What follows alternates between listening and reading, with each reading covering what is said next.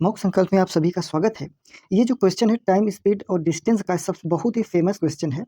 ये क्वेश्चन हम ट्रिक से बताएँगे, बहुत आसानी से और ईज़िली समझ में आ जाएगा। देखिए, क्वेश्चन है कि मनोज शहर ए से शहर बी की यात्रा करता है। यदि मनोज अपनी कार को अपनी सामान्य गति की 1/5 गति से चलाता है, तो वह शहर बी 36 मिनट देर से पहुँचता है।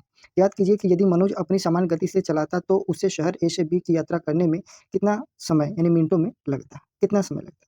ध्यान दीजिए, जहाँ भी मनोज जा रहा है, जिस शहर से जिस शहर के बीच जा रहा है, आप ध्यान दीजिए, जैसे शहर ए से बी के बीच जा रहा है मनोज, ठीक है? शहर ए से बी के बीच जा रहा है, तो कोई भी शहर अगर ए है, अगर मान लीजिए शहर यहाँ ए है, ये बी है, ए से बी के बीच अगर जा रहा है, तो ये डिस्टेंस कांस्टेंट है, ठीक है? ये डिस्टेंस क्या है? कांस्टेंट है, यानी दूरी क्या है? कांस्टेंट है। तो इस चाल बराबर का चाल चाल का फ़ॉर्मूला होता है, चाल बराबर दूरी बटा समय। ये फ़ॉर्मूला होता है चाल का।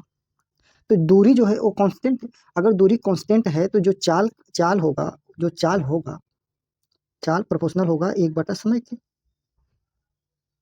इसका मतलब हुआ कि चाल का अनुपात वही होगा जो समय का होगा, यानी समय चाल का अनुपात जो होगा समय के ठीक उल्टा होगा, या समय का अनुपात जो होगा चाल का उल्टा होगा, ठीक है? यानी इनवर्सली प्रोपोर्शनल है। चाल का जो रेशियो होगा समय का ठीक उसका उल्टा होगा, ठीक है?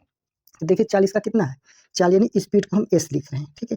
स्पीड स्पीड यानी एस यानी चाल, स्पीड कितना है? 1/5 है, 1/5 यानी पहले स्पीड 5 थी, तो अब 1 यूनिट हो गई, यानी कम हो गई। तो टाइम यानी समय, यानी टाइम को टी लिख रहे हैं। टाइम इसका ठीक उल्टा हो जाएगा, जो चाल का स्पीड 1/5 है, तो टाइम का हो जाएगा 5/1, ठीक है? यानी पहले टाइम 1 यूनिट लग रहा था, तो अब 5 यूनिट लग रहा है। पहले टाइम 1 यूनिट लगता था, तो अब 5 यूनिट लग रहा है। तो कितना ज़्यादा लग रहा है टाइम? 4 कितना टाइम ज़्यादा लग रहा है? 4 यूनिट ज़्यादा लग रहा है।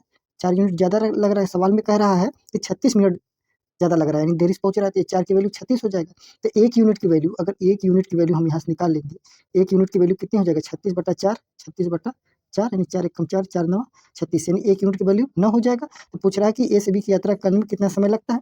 तो कितना समय एक्चुअल टाइम यही होता है, ये एक्चुअल टाइम है, यानी 1 यूनिट की वैल्यू कितनी हो जाएगी? यही 9 मिनट हो जाएगा, ठीक है? 9 मिनट।